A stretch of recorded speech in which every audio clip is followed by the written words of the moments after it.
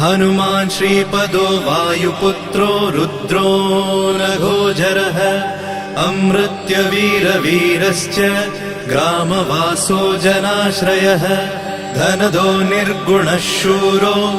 वीरो निधिपतिर्मुनिः पिङ्गाक्षो वरदो वाग्मी सीताशोकविनाशकः शिवः शर्वः परो व्यक्तो व्यक्ताव्यक्तो धराधरः पिङ्गकेशः पिङ्गरोमा श्रुतिगम्यः सनातनः अनादिर्भगवान् देवो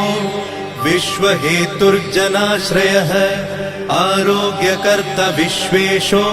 विश्वनाथो हरीश्वरः भर्गो रामो रामभक्तः कल्याणप्रकृतिस्थिरः विश्वम्भरो विश्वमूर्तिर्